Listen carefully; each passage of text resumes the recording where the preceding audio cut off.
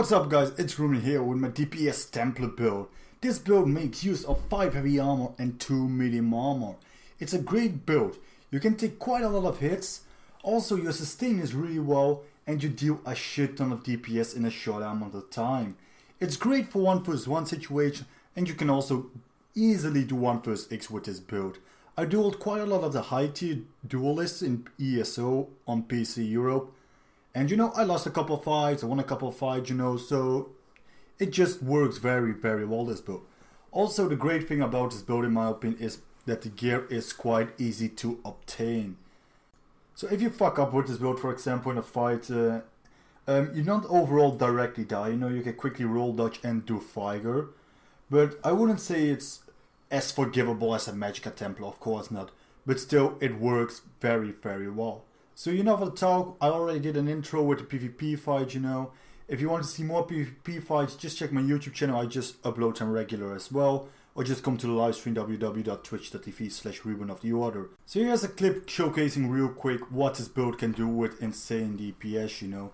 I just go in here, you know, land a Wrecking Blow, Dawnbreaker along with Power of the Light, execute, boom, down. So as always, we're going to start off with the gear, okay.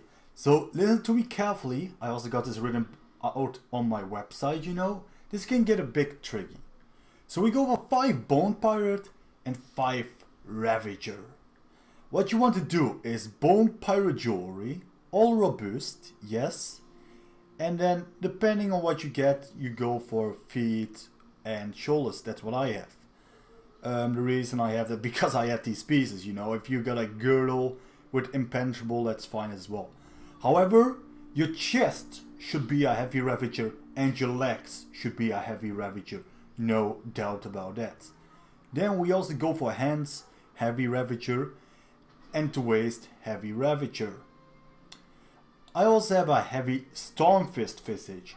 So you can go for a heavy Stormfist Visage. You can also use Molakina. If you go for Molakina, you go for 1 weapon damage enchantments and 2 stamina recovery.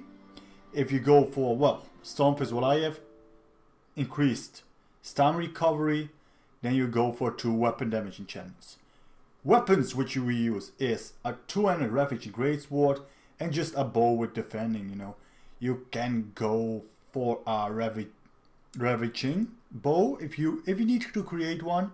I would recommend that, but you know, it really is just a buff bar, so it doesn't really matter a lot.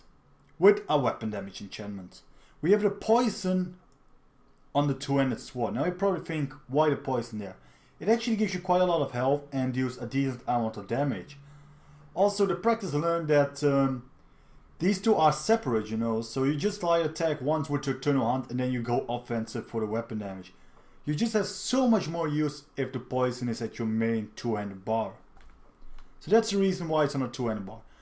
Of course, on everything we go with max stamina enchantment. I would recommend to get at least, well, I got myself 3 impenetrable wood. Oh wait, 4? I fucked up there. That's what I really would suggest, to get at least 4 impenetrable.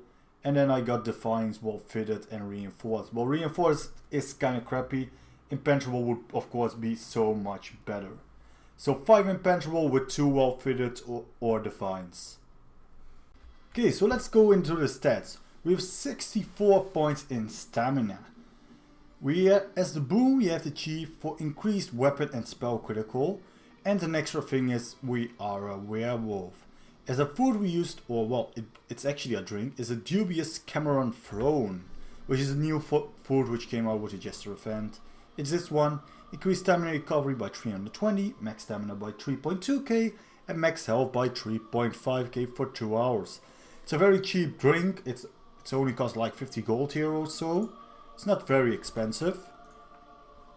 Well, Master Merchant doesn't work at the moment, it's like 50 gold. Anyways, that's the drink. Let's go to the skill bar. We're going to start off with the 2-handed bar. Number 1, we have Dizzying Swing, which is the first ability from the 2-handed line. Why Dizzying Swing over Wrecking Blow? Wrecking Blow does give the extra damage, but the knockback is just very important, you know. What I overall do a lot is Power of the Light, Stampede, Dizzying Swing, Jabs, Execute. Or what I do sometimes is jabs and then the dizzying swing, because then your critical weaponry is increased. So that already brings us to number 2 entry. Number 2, Stampede. I prefer Stampede over Critical Rush because it gives a snare. Number 3 is Binding Jabs. First ability from the Adrix Spear. Number 4, Reverse Slice. I personally prefer Reverse Slice, especially when you're doing 1-X with the AoE. Executioner only gives 30% more on top of the 330%. I rarely have a fight that the extra 30% would have gotten him down. I mean, I had those fights where it would have gotten it down, but if you're really just dueling, you know, then go for Executioner. If you also want to do 1-X, go for Reverse Slice in my opinion. And of course Rally. Well, everyone knows Rally. Increased weapon damage and of course the overtime healing is very nice. Ultimate, Dawnbreaker or Smiting from the Fighter's Guild. In 1-X, what could work is an Ice Comet. It's quite nice as well. Though I really prefer to use Dawnbreaker at the moment because you can animate again, so it's much better. If you ever going to duel a Nightblade though, instead of Dizzying Swing, I would recommend to slot Binding Javelin. Because the distance, it just really is much better, you know. Throw out Javelin and if they get knocked back, you quickly Stampede, rush in, jabs, Dawnbreaker and the Mage Cancel, and overall they will be down. So to the two-handed, to the bow bar. Number 1 is Power of the Light. Power of the Light, the cycle damage 3.5k is not a lot, but the copying of the damage is quite important, you know. I have this proc for 11, 12k, you know. I've got people who moved inside outposts and thought they were safe and then they died.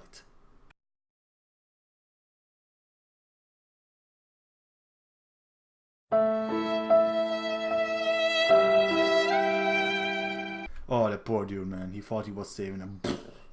So, number 2, Shovel. Medium armor line. Well, we have 2 medium armors, so that's nice. Number 3, Extended Ritual. Why I prefer Extended Ritual because you really want to get rid of these debuffs, you know, especially when fighting Dragon Knights with all that shit, you know, all these dots, it's really useful. Which brings us to number 4. Same reason I go for Channeled Focus, especially 1-X. I get so many debuffs on me. You really need extra Magicka recovery from Channeled Focus, which also gives you recover 120 Magicka every half seconds. So I really prefer Channeled Focus over the other morph. And number 5, well, a little bit of healing, Resolving Fire. Of course it's a bit better if you put down your rune and you are actually in PvP. Resolving Fire from the Assault tree, of course. Ultimate, Pack Leader. I rarely go in Werewolf. I really wouldn't recommend to do it on your bow bar. It's mostly for the stamina recovery. If you go in Werewolf form, however, I would prefer Pack Leader because the small wolves really take quite a lot of ultimates and overall DPS, you know. I had snipers who accidentally sniped my little wolf companions and threw a meteor on the wolf companions instead of me. So that's freaking great. And let's go to the champion point system. So I tested out a bit, changed around, and this is what I really like at the moment. I'm not saying it's the best setup. I mean, I experimented it, and this is just what I really like at the moment.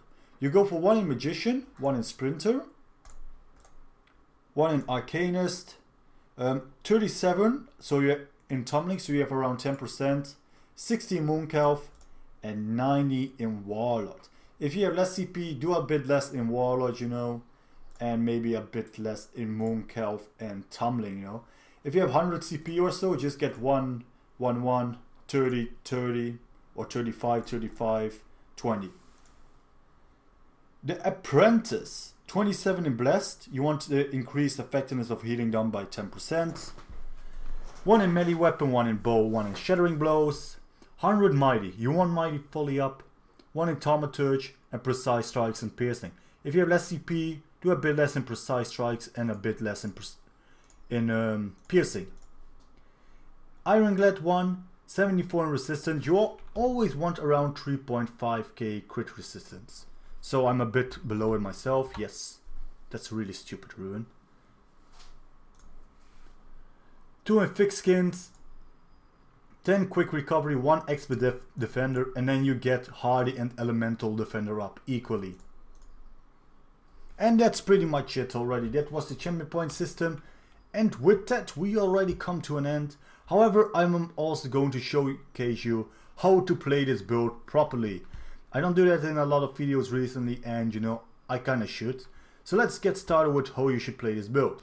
Place the power of the light. Then you do a light attack. Stampede in, wrecking blow, jabs, execute, down. Well, this was a low CP, so let's find another target. But that's basically the main way to do it.